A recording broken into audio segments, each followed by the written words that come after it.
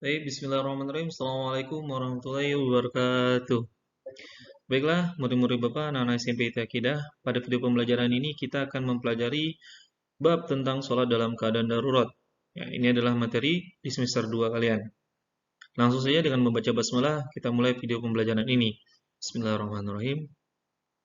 Hal yang pertama kita bahas adalah sholat dalam keadaan darurat. Ya, sholat dalam keadaan darurat adalah yang mana sholat yang ketika kalian dalam keadaan tidak mampu melaksanakan sholat sebagaimana mestinya.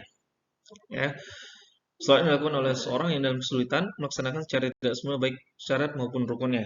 Ya, sesuai dalam hadis dalam surat Al-Baqarah, yaitu la yukallifullahu nafsan illa usaha. Allah tidak akan membebani seorang melainkan sesuai dengan sanggupannya. Terus selanjutnya itu sholat dalam keadaan darurat. Ya,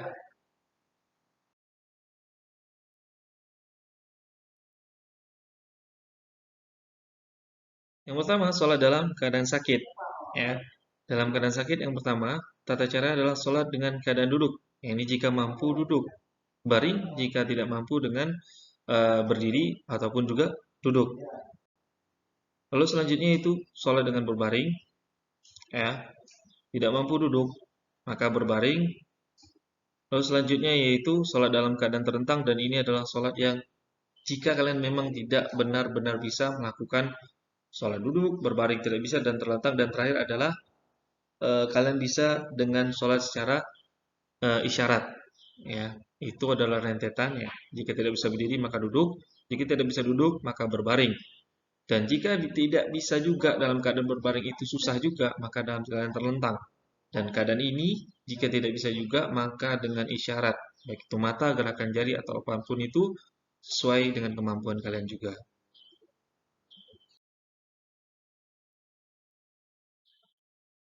Selanjutnya dalilnya, ya, sholat dalam keadaan sakit. Ini dari An-Ali bin Abi Thalib, ya, Nabi sallallahu alaihi wasallam qala yusallul marid qa'iman istata'a fa inna lam yastati' shalla qa'idan fa in lam yastati' an yasjuda au ma'awir bi ra'sihi. Ya, jadi pada intinya hadis ini dari Ali bin Abi Thalib, yang mana Rasulullah sallallahu alaihi wasallam menjelaskan tentang orang-orang yang sakit. Ya, jika kuasa seorang sholat ia dengan berdiri, maka jika tidak kuasa, tidak bisa sholat sambil duduk. Dan jika tidak mampu sujud, ya, maka isyaratkan saja dengan kepalanya, tapi hendaklah sujud lebih rendah daripada rukuknya. Jadi jika isyarat kalian rukuk kalian rendah, maka kalau bisa sujudnya lebih rendah. Jika ia tidak biasa kuasa sambil duduk, maka sholatlah berbaring sebelah kanan menghadap kiblat. Jika juga tidak kuasa, maka sholatlah terlentang, kedua kakinya ke arah kiblat. Nih. Dan terakhir itu adalah sholat secara isyarat. Jadi dalam baring itu adalah sholat isyarat.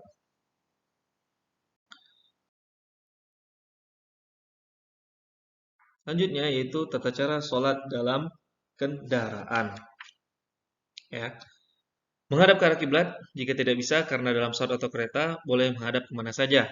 Ya, jadi ketika dalam kendaraan ini kalian bingung kemana arah kiblat, kalian sholat ke depan, menghadap ke depan, yakin kiblatnya di situ, maka sholatlah sebagaimana biasa. Nah, jika dalam keadaan seperti kereta kalian hanya bisa sholat dalam keadaan duduk, maka ruku sujudnya kalian bisa melakukannya dengan isyarat.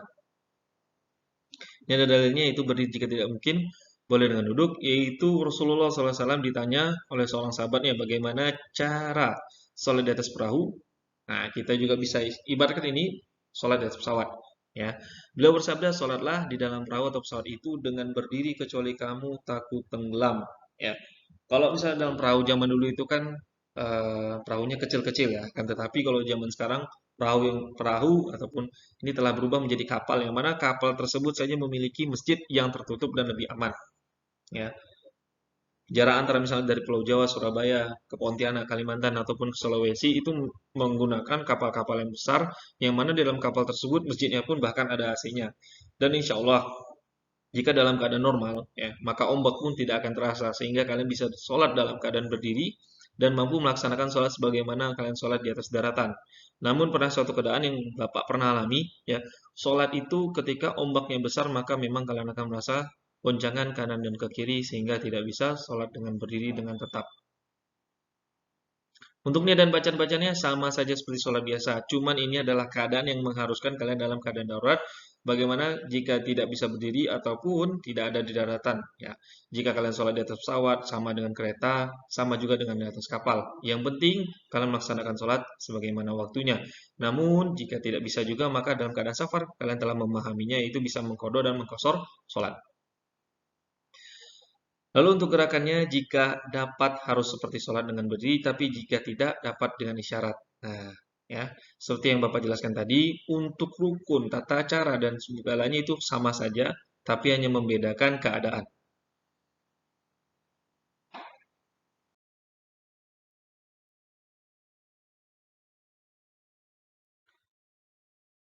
Dalil yang digunakan di sini yaitu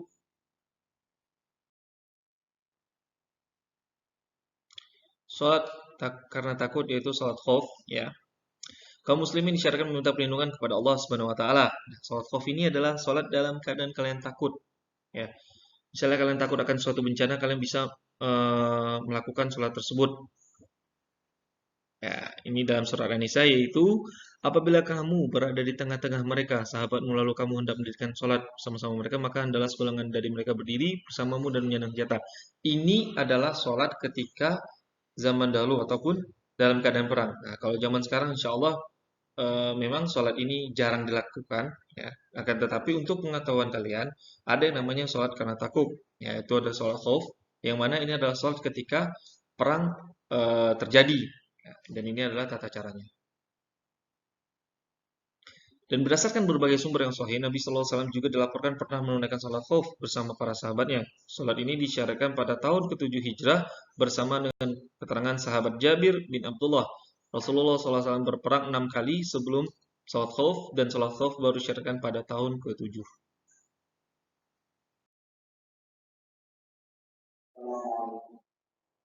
Selanjutnya Bapak akhiri dengan ucapan syukron wa jazakumullah khairan buat kalian semua. Ya, memang materi ini sangat pendek, ya.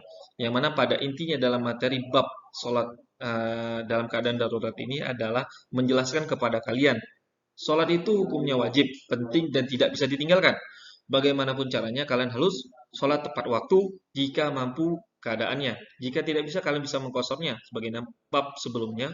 Namun jika dalam keadaan darurat, kalian dalam keadaan dalam keadaan takut dan segala macam, kalian bisa memahaminya dengan materi ini.